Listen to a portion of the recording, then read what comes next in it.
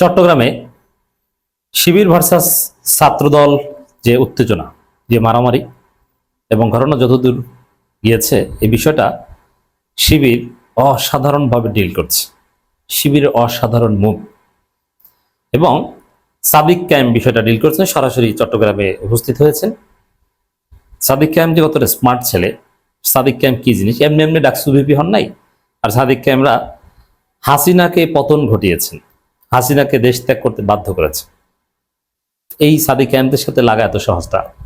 সাদিক কায়েম দৌড়ে চট্টগ্রাম গিয়েছেন, নিজ শহর, এবং সেখানে যে পুরো পরিস্থিতি স্মার্টলি ডিল করছেন এবং ছাত্রদল সহ পুরো বিএনপিকে নাকানি চুবানি খাওয়াচ্ছে এবং বিএনপি ছাত্রদল চারদিকে নাকানি চুবানি খাচ্ছে এবং অবস্থা খারাপ। দর্শক, এক কথা যদি বলি যে ইতিহাসের স্রোতধারা পাল্টে দিচ্ছে সাদিক কায়েমরা। শিবির কিভাবে দেখেন ইতিহাসটা কেমন? ইতিহাস হচ্ছে ক্ষমতাসীন ছাত্র সংগঠন বিরোধী দলের ছাত্র সংগঠনের উপর নিয়মিত হামলা করবে, হামলা করার পর পুলিশ আবার পাল্টা বিরোধী দলের ছাত্র সংগঠনকে দৌড়াবে, ধরবে, তাদের কি মামলা দিবে, তাদের দিকে টিয়ার শেল মারবে, ইত্যাদি ইত্যাদি, এবং অভিযান চালিয়ে বিরোধী দলের ছাত্র সংগঠনকে ধরবে। এটাই বাংলাদেশের ইতিহাস, যুগ যুগ ধরে এটাই চলে আসে। কিন্তু এবারকার সাদিককে আমরা কি করেছি দেখেন, ক্যাম্পাসে প্রতিরোধ যতটুকু করা তা তো করছে এবং চারদিকে খাম্বা খাম্বা রব উঠেছে। যেহেতু এখন বিদ্যুতের অবস্থা বাংলাদেশে খারাপ, কারেন্ট থাকে না, এ কারণে চারদিকে রব একটাই, যে খাম্বায় খাম্বায় লিখে দে গুপ্ত রাজনীতির কবর দে।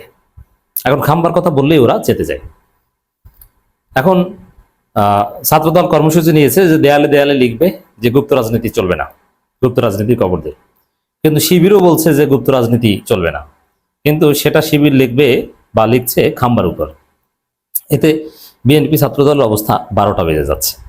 এখানে সাদিককে আমরা কি করেছে দর্শক দেখেন, এটা ইতিহাসে কখনো ঘটেনি।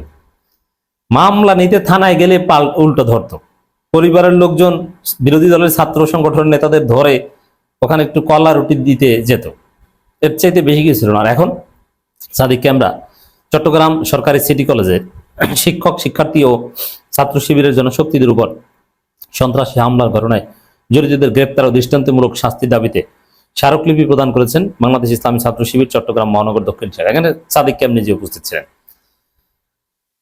চট্টগ্রাম বিভাগীয় কমিশনারের সাথে সাক্ষাৎ করে শিবির এই স্মারকলিপি দিয়েছে পুলিশের কাছে। পুলিশের যত একদম ঊর্ধ্বতন কর্তাদের কাছে, ডিআইজি লেভেলের কর্মকর্তাদের কাছে শিবির স্মারকলিপি দিচ্ছে এবং সাদিক কায়েমদেরকে যথেষ্ট কোর্ডিয়ালি অ্যাকসেপ্ট করতে বাধ্য হয়েছে এবং আশ্বাস দিতে বাধ্য হয়েছে, ঠিক আছে আমরা দেখছি। শুধু তাই নয়, শিবির তথ্য প্রমাণ দিয়েছে। এই যে দেখেন, যে পায়ের গোড়ালি কেটে দিয়েছে ছাত্রদল সন্ত্রাসীরা, তো পায়ের গোড়ালি কেটে দিয়েছে তাকে ধরেন। শিবির এটাও বলেছে যে শিবিরের কাউকে যদি সন্ত্রাস করতে দেখেন, এরকম কোনো প্রমাণ থাকে, তাকেও ধরেন, কোনো সমস্যা নাই।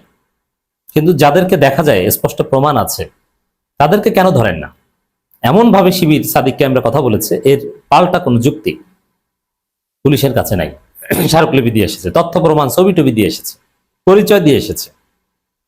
এখন এই পুলিশ যদি না ধরে, এমনিতেই তো এই পুলিশকে এই পুলিশের উপর জনগণের প্রচন্ড ক্ষোভ, পুলিশকে বারবার জনগণ 5 আগস্টের কথা মনে করিয়ে দিচ্ছে, জুলাই আন্দোলনের কথা মনে করিয়ে দিচ্ছে। তো সেখানে সেই পরিস্থিতিতে যেভাবে তথ্য প্রমাণ দিচ্ছে, তাতে পুলিশ যদি একদম নিশ্চুপ থাকে, তাহলে পুলিশের অবস্থা খারাপ হয়ে যাবে। এছাড়া পুলিশ সেই সংঘর্ষের সময় পুলিশের ভূমিকা কি ছিল? পুলিশ অনেকটা নিষ্ক্রিয় ছিল, পুলিশ সংঘর্ষ থামাতে যথাযথ ভূমিকা পালন করেনি। আমরা ভিডিওতে স্পষ্ট দেখেছি ছাত্রদলের সন্ত্রাসীরা তাণ্ডব করছে, পুলিশ পাশে দাঁড়িয়ে আছে। কেন ছাত্রদল সন্ত্রাসীদের উপর লাঠিচার্জ করেনি? দর্শক, এটা অবশ্য পুলিশের দোষ, আর কি বলবো, এটা তো স্বরাষ্ট্রমন্ত্রীর নির্দেশনা।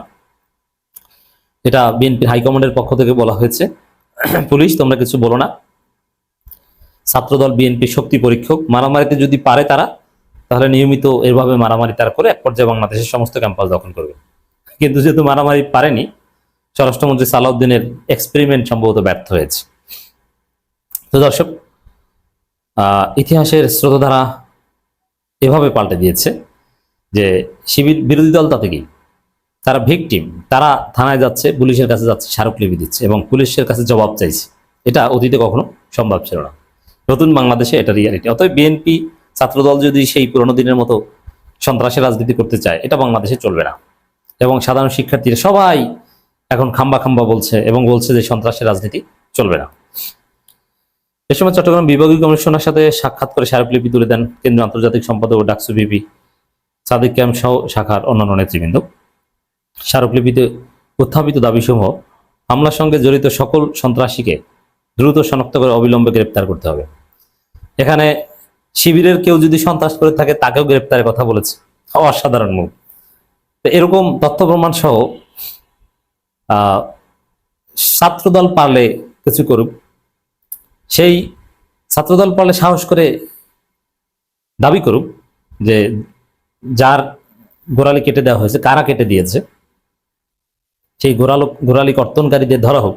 এই দাবি করার সাহস তারেক জিয়ার অনুসারীদের নেই। ঘটনার সুষ্ঠু, নিরপেক্ষ ও স্বচ্ছ তদন্ত নিশ্চিত করতে হবে। দোষীদের বিরুদ্ধে প্রচলিত আইনের দৃষ্টান্তমূলক শাস্তির ব্যবস্থা করতে হবে। দায়িত্বে অবহেলা ও নিষ্ক্রিয়তার অভিযোগে সংশ্লিষ্ট পুলিশ সদস্যদের ভূমিকা তদন্ত করে প্রয়োজনীয় ব্যবস্থা গ্রহণ করতে হবে।